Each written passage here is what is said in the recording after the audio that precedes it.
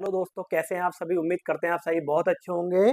आप सभी का फिर से स्वागत है वेब अकेडमी में। दोस्तों, हम क्लास 9th के चैप्टर नंबर 1 संख्या पत्रिका की एक्सरसाइज 1.4 कर रहे थे, जिसके हमने क्वेश्चन 1 और 2 को कंप्लीट कर लिया है। और अब हमारा क्वेश्चन नंबर 3 जो कि आपके सामने है, इसको आइए पढ़ते हैं और इसको हल करते हैं। तो प्यारे बच्चों देखिए, आप क्वेश्चन को पढ़ेंगे तो क्वेश्चन में है, आपको याद होगा कि पाई को इतना पढ़ लिया। एक परिधि एक परिधि एक वृत्त, पाई को एक वृत्त, यहाँ बेटा वृत्त वृत्त शब्द छूटा हुआ है, ये वृत्त,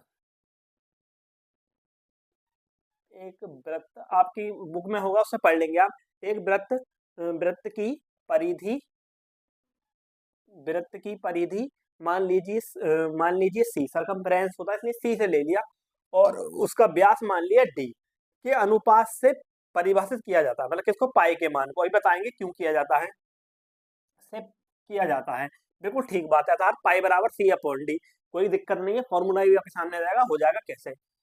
ये है, इस तथ्य का अंतर्विरोध करता हुआ प्रतीत होता है कि पाई एक परिमेय संख्या है।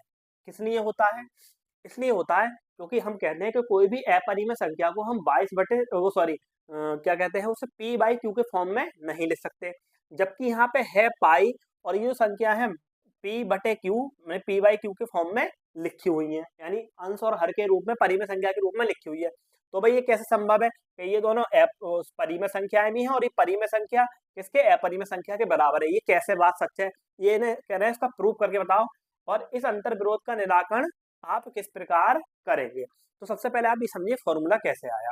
देखो भाई, अगर कोई वृत्त है, ये इसकी परिधि को हम सी मान लें, और ये इसका पूरा क्या होगा, डायामीटर, इसको हम क्या मान लें, डी मान लें। क्या मान लें, इसको हम डी मान लें। और ये हो गई मान लो इसकी त्रिज्या, आर और आर मिलके यानी 2r बराबर डी, यानी वृत्त का व्यास हो गया, है ना। तो परिधि का जो सूत्र होता है, परिधि जो होती है, परिधि परिधि यानी सरकमफ्रेंस लिख लो। परिधि होती है 2 पाई आर, 2 पाई आर। और आप देखेंगे 2r की वैल्यू कितनी हो जाएगी, डी हो जाएगी, है ना। और पाई की जो वैल्यू आएगी, यहाँ से आएगी क्या, सी सी अपॉन डी इक्वल टू पाई। ये आपकी वैल्यू आई। कह रहे हैं इसको इस तरह दर्शाते हैं, जबकि पाई क्या है, एक हमारी अपरिमेय संख्या है। दोस्तों, आप एक बात ध्यान रखो, जब आप पाई की वैल्यू लेते हो तो आप लेते हो 22/7। क्या ये सही है?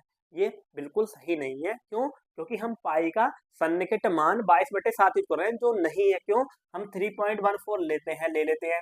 क्या ये राइट वैल्यू थोड़ी है? नहीं, ये हम एक सन्निकट यानी लगभग लगभग वैल्यू ले लेते हैं, लगभग इतनी है।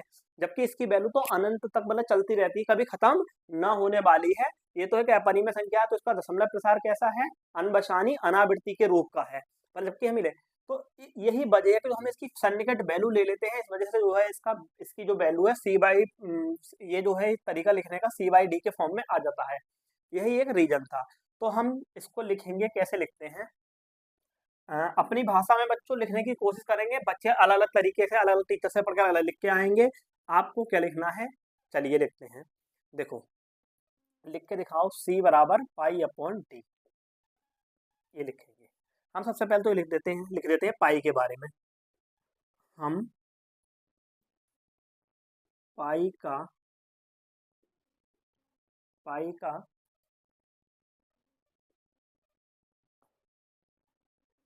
निश्चित निश्चित निश्चित मान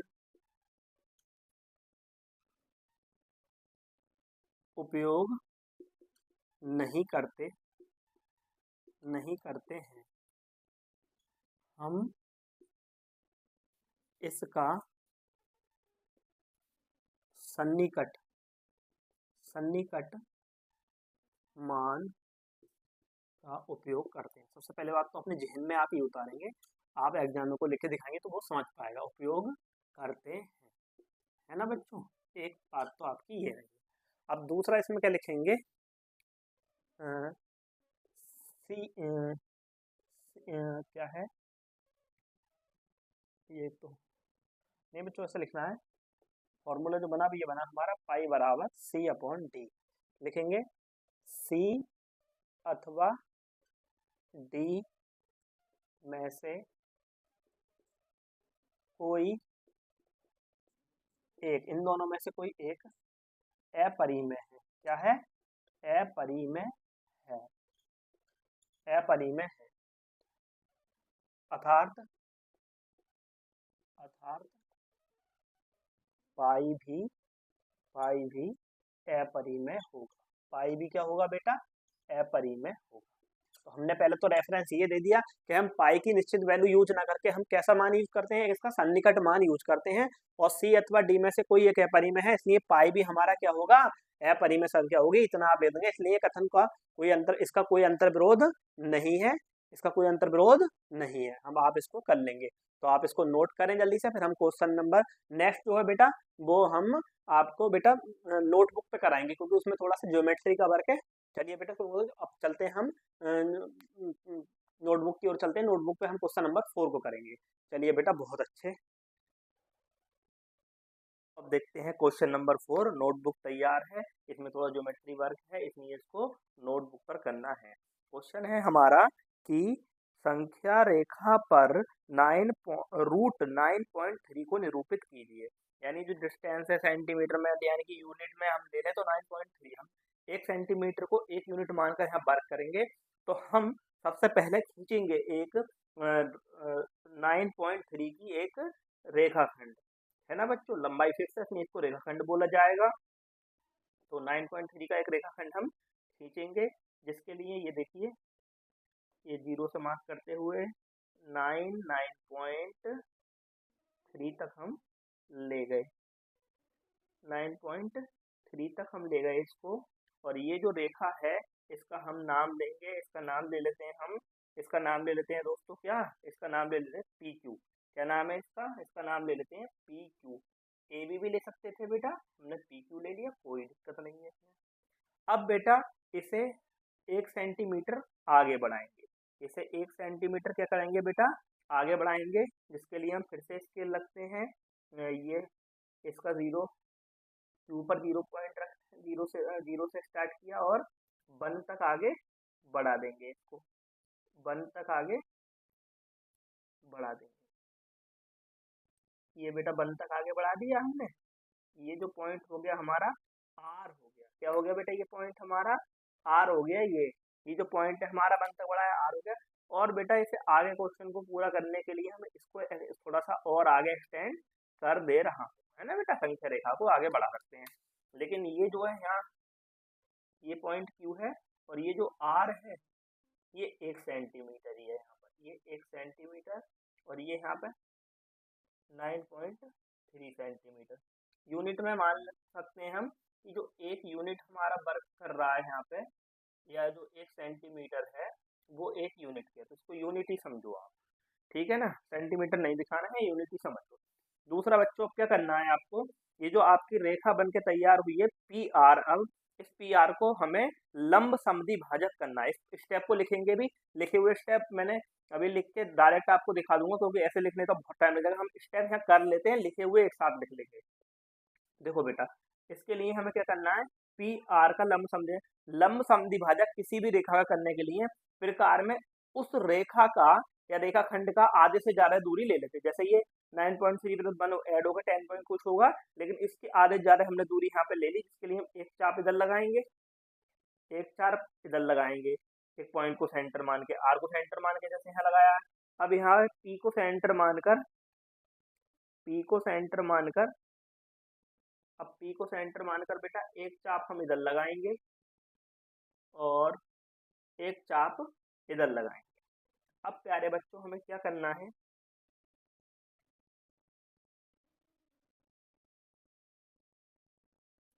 अब प्यारे बच्चों हमें क्या करना है, ये देखिए, ये हमने इसे मिला दिया। अब ये हमने मिला दिया, अब ये इस रेखा का लंब समद्वि भाजक हो गया, जिसने पॉइंट ओ मान लीजिए ओ पर काटा। कहाँ काटा? ओ पॉइंट पर इस पर काटा। अब क्या करेंगे हम, इसमें कंपास या इसमें प्रकार में ये डिस्टेंस लेके ओपी रेडियस लेकर, ओपी रेडियस लेते हुए एक हम सेमी सर्कल यानी कि अर्धवृत्त बना लेंगे। क्या बना लेंगे हम? एक अर्धवृत्त बना लेंगे, जिसने कहाँ काटा? पॉइंट आर पर कट किया, मतलब पॉइंट आर तक गया, पी से लेकर आर तक क्या बन गया? एक अर्धवृत्त। ओपी त्रिज्या लेके हमने ये बनाया है। अब दोस्तों हमें क्या करना है यहाँ पर यहाँ पर ये है कि ये जो है आपका पॉइंट क्यू, ये जो पॉइंट क्यू है, अब इस पॉइंट क्यू पर आपको क्या करना है? पॉइंट क्यू पर एक शीर्ष लंब बनाना है। क्या बनाना है? एक शीर्ष लंब बनाना है, जिसके लिए हमें 90 डिग्री का एंगल लेना पड़ेगा। ये चाना बोलते हैं इसको, प्रोटेक्टर इंग्लिश में बोलते हैं शायद इसको। और ये हमने इस पे संख्या रेखा पर क्यू पर रखते हुए, ये संख्या रेखा पर रखते हुए क्यू पॉइंट से हमने 90 का एंगल मार्क किया।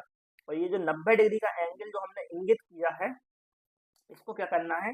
इनको मिला देना है। सबसे पहले स्केल लेंगे, स्केल लेते हुए ये जो है ये अब ये लाइन को हमें ऐसे करना है कि डायमीटर उसके जो है ये सर्कल है, इसके कहीं पॉइंट पर काटे तो ये यहाँ पर जो है कट कर रहा है, ये यहाँ पर कट कर रहा है। और इस जहाँ पे इसने इस डायमीटर वो सॉरी इस सर्कल के यानी सेमी सर्कल यानी कि अर्धवृत्त के पॉइंट पर कट किया है, वो पॉइंट मान लिया हमने एस। और बच्चों ये जो क्यू एस डिस्टेंस है, यही 9 क्या है? 3 है, √9.3 है। लेकिन ये हमें चाहिए किस पे? संख्या रेखा पर, जिसके लिए हम क्या करेंगे?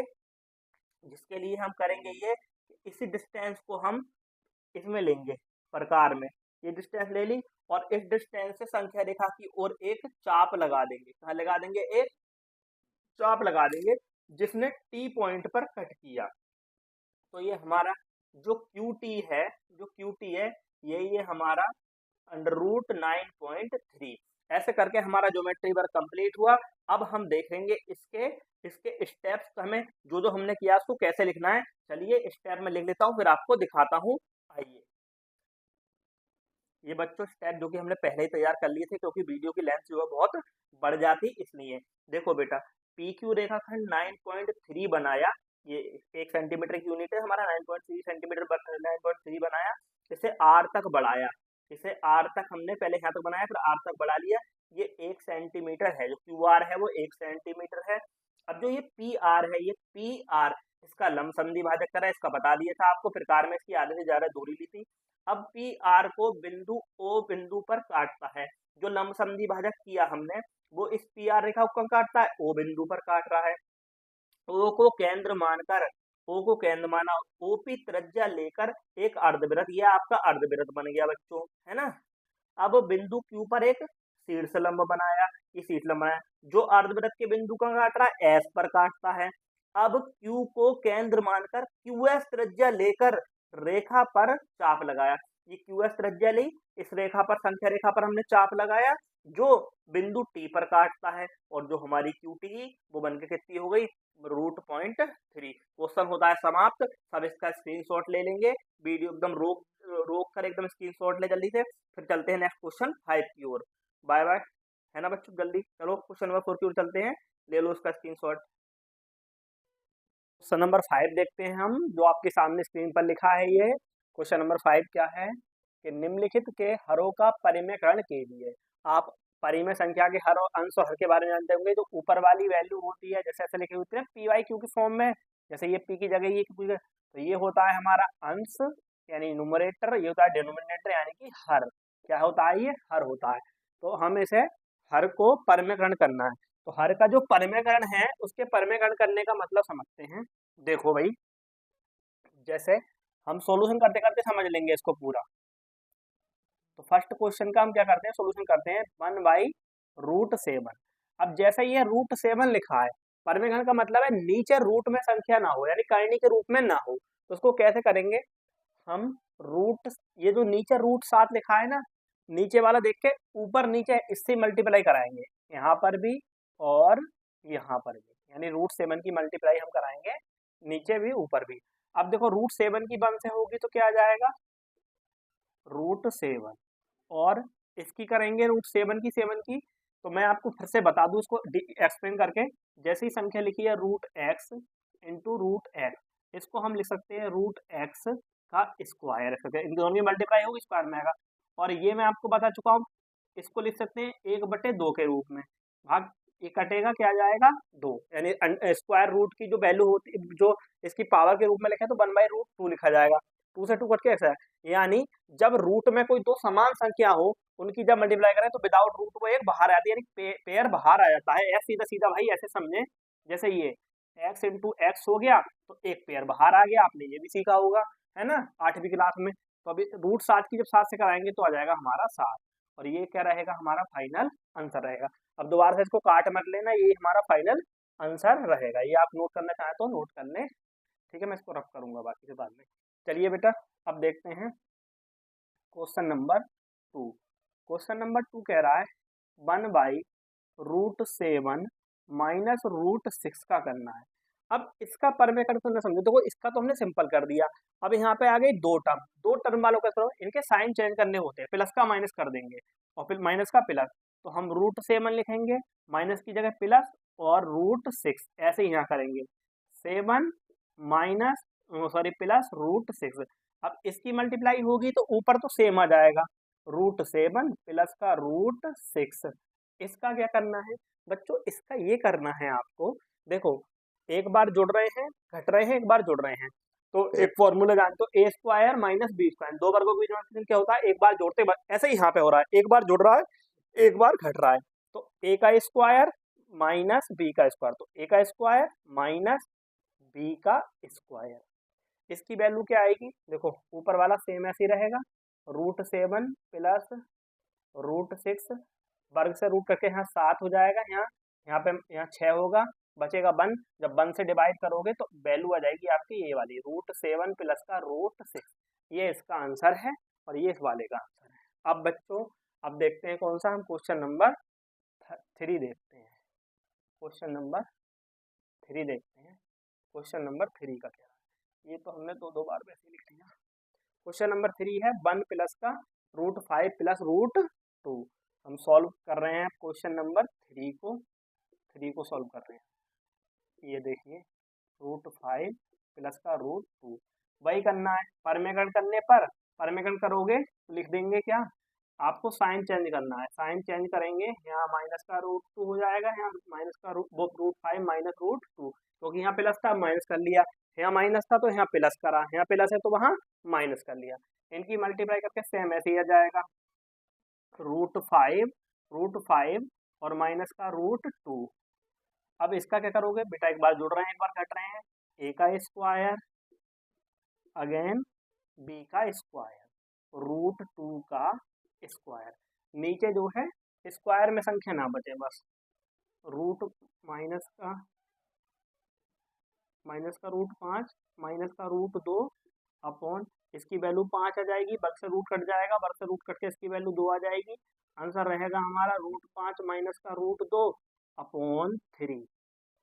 ये इसका हमारा आंसर आ गया, ये इसका क्या आ गया हमारा आंसर आ गया। ये बेटा नोट करो, फिर क्वेश्चन नंबर हम क्वेश्चन नंबर 4 को भी देखते हैं अभी, है ना। चलो बेटा आप क्वेश्चन नंबर 4 देखते हैं। क्वेश्चन नंबर 4 यही साइड में सॉल्व कर लेते हैं।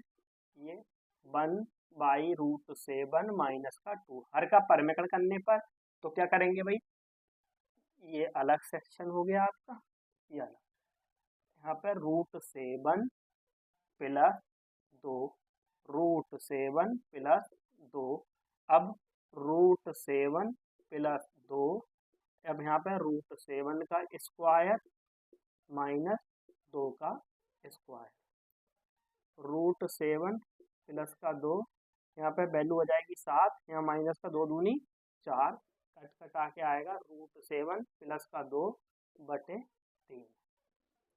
ये हमारा इसका आंसर रहा। तो बेटा ये चारों क्वेश्चन होगा, इसी के साथ हमारी एक्सरसाइज खत्म। अब हम बेटा मिलते हैं नेक्स्ट एक्सरसाइज में, तब के लिए बाय बाय, टेक केयर बेटा।